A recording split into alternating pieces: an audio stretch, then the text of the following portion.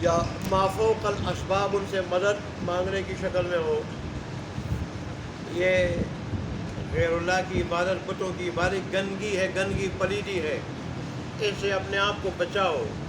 اس سے باطن پلید ہوتا ہے، باطن، اور انسان کا باطن پلید ہو جائے، سیاہ ہو جائے، تو پھر انسان راہ راست کی طرف آ نہیں سکتا، راہ راست کی طرف مرتے تک گمراہ رہتا ہے، مرتے تک، اور اس طرح اس کی دنیا آخرت دونوں برباد ہوتی ہے۔ دنیا میں سکون نہیں ہوتا، گمراہی پہ اڑا رہتا ہے، اور آخرت میں اللہ تبارک و تعالیٰ کی رحمت کا مقام، دائمی زندگی والا مقام جنت، اس سے محروم رہتا ہے۔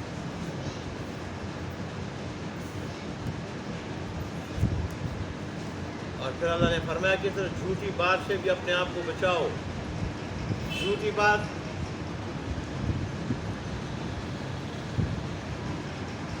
بڑی عام ہے، آپ بولنے میں جھوٹ بولیں، جھوٹا وعدہ کرے، جھوٹا وعدہ کرے وہ جھوٹ بولے گا نا، اور جھوٹی گواہی دے، یہ ساری چیزیں اس میں آتی ہیں۔ حدیث شریف میں آتا ہے کہ جھوٹی گواہی دینا یہ اللہ کے ساتھ شرک کے برابر ہے، اللہ کے ساتھ شرک کے برابر ہے جھوٹی گواہی دینا۔ اور آج ہماری عدالتوں میں گواہیاں بکتی ہے، خود کہتے ہیں، گواہ کھڑے ہوتے ہیں، مجھے لے جاؤ، مجھے لے جاؤ، جو مرضی اتنے پیسے دو، گواہی دلواؤ، حالانکہ شرک کے مترادف ہے، اور شرک جتنا اس کا کیا ہوگا، ببال ہوگا، اور سزا اس کی ہوگی۔ اتنا بڑا جرم ہے۔ پھر جھوٹ کے بارے میں تو رسول اللہ نے فرمایا کہ مومن سے ہر غلطی ہو سکتی ہے، لیکن وہ جھوٹا نہیں ہو سکتا، مومن جھوٹا نہیں ہو سکتا، دھوکے باز نہیں ہو سکتا، دھوکے میں بھی جھوٹ ہی ہوتا ہے نا، خائن نہیں ہو سکتا، باقی اسے ظاہر زنا بھی ہو سکتا ہے، اسے وہ کبھی شراب بھی پی لے گا، وہ کوئی اور چوری کر لے گا، اور بھی غلطیاں ہو سکتی، لیکن وہ جھوٹا اور دھوکے باز نہیں ہو سکتا۔ ظاہر ہے یہ دھوکہ، خیانت، یہ ساری کی ساری چیزیں جھوٹ میں آ جاتی ہیں، جھوٹا وعدہ، جھوٹی گواہی۔ اور بعض روایات میں آتا ہے اللہ قیامت کے دن غضبان، غصے سے بھرے ہوئے ہوں گے، کس پر؟ جھوٹی گواہی دینے والے آدمی پہ۔ اللہ کے غصے کو دیکھ کے عرش اتنا بھاری ہو جائے گا کہ 4 فرشتوں کے بجائے 8 اٹھائیں گے، پھر اتنا غصے کا اثر عرش پہ پڑے گا، حالانکہ عرش اتنا بڑا ہے اللہ تبارک و تعالیٰ کا، اللہ کی کرسی اتنی بڑی ہے کہ سارے آسمان و زمین کرسی کے آگے یہ ایسے ہیں جیسے چابیوں کا چھلا ہوتا ہے، چابیوں کا چھلا کرسی، اور عرش جو ہے کرسی سے بھی کئی گنا بڑا ہے، غالباً 500 گنا بڑا ہے۔ اتنی بڑی مخلوق پہ اللہ کے غصے کا اثر اتنا ہو کہ اب 4 فرشتے نہ اٹھا سکے، 8 فرشتے اٹھانے والے ہو، قرآن میں اس کا ذکر ہے، اور اس کا ذکر، اس کا اثر انبیاء پہ ایسا ہو کہ انبیاء سارے کے سارے سجدے میں پڑھ کے نفسی نفسی کہہ رہے ہوں، یہاں تک کہ عیسیٰ علیہ السلام کہہ دے کہ میں اپنی ماں کا بھی سوال نہیں کرتا، مجھے بچا دو، مجھے۔ اس وقت عام آدمی کا کیا حال ہوگا؟ پھر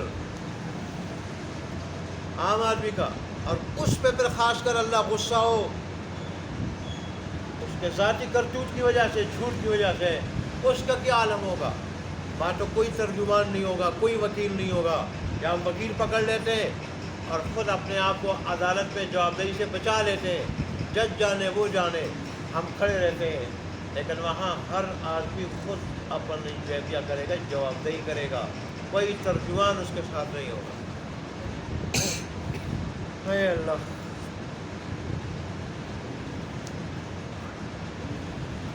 اس لیے اللہ تبارک و تعالیٰ فرماتے ہیں ذالک کی بات ہو چکی، ومن یعظم، اور جو بھی تعظیم کرے گا، احترام کرے گا حرمات اللہ، اللہ تبارک و تعالیٰ کی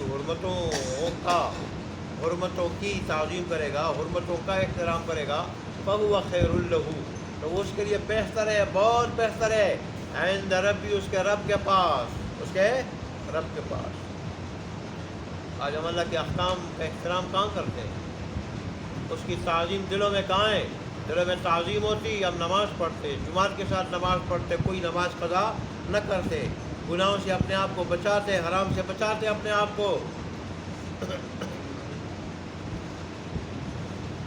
اللہ تبارک و تعالیٰ نے غالباً داؤد علیہ السلام سے فرمایا تھا کہ داؤد اپنے دل کو گندگی سے پاک و صاف رکھو اور اپنی امت کو بھی کہہ دو۔ انہوں نے عرض کی کہ دل گندگی سے صاف کیسے ہوتا ہے؟ تو اللہ نے فرمایا کہ میری محبت اور میری عظمت کو دل میں جگہ دینے سے۔ جس دل میں میری محبت آ جائے وہاں کسی قسم کی کوئی گندگی نہیں رہ سکتی، نہ آ سکتی ہے۔ وہاں سے ساری گندگیاں، کفر کی، شرک کی، نفاق کی، تکبر کی، غرور کی، حسد کی، کینے کی، وہ ساری گندگیاں وہاں سے نکل جاتی۔ مومن کا دل بہت بڑا ہے، بہت بڑا، ایک بہت بڑا ٹھکانہ ہے۔ اللہ فرماتے ہیں میں کائنات پہ تو نہیں سما سکتا ہوں لیکن مومن کے دل میں سما سکتا ہوں، اور یہ جب مجھے اپنے دل میں سما لے تو پھر اس کے دل سے اور ساری چیزیں نکل جاتی ہیں، ساری چیزوں کی محبت نکل جاتی ہے، ساری چیزوں کا یقین نکل جاتا ہے، ساری کی ساری چیزوں کا ڈر نکل جاتا ہے۔ پھر میرا ہی یقین، میرا ہی ڈر اور میری محبت، میری عظمت اس میں داخل ہو جاتی ہے۔ پھر ہر وقت اس کے سامنے ہر معاملے میں میں ہوتا ہوں، اور پھر مجھے سامنے رکھ کے جب یہ معاملات کرتا ہے یہ کہیں پریشان نہیں ہوتا۔ اگر یہ دنیا کی ساری طاقتوں کے سامنے کھڑا ہو جائے تو ذرہ برابر بھی ڈگمگاتا نہیں۔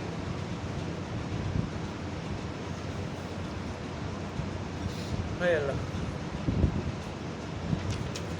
وَأُحِلَّتْ لَكُمُ الْأَنْعَامُ، اور حلال قرار دیا گیا تمہارے لیے چوپائے، مویشیاں، إِلَّا مَا يُتْلَى عَلَيْكُمْ، مگر وہ کہ جن کی تمہارے اوپر تلاوت کی جاتی ہے، جو تمہیں پڑھ کر سنائے جاتے ہیں دوسری صورتوں میں، دوسری جگہوں میں۔ اور وہ اللہ نے فرمایا ہے کہ مردار حرام ہے، خنزیر حرام ہے۔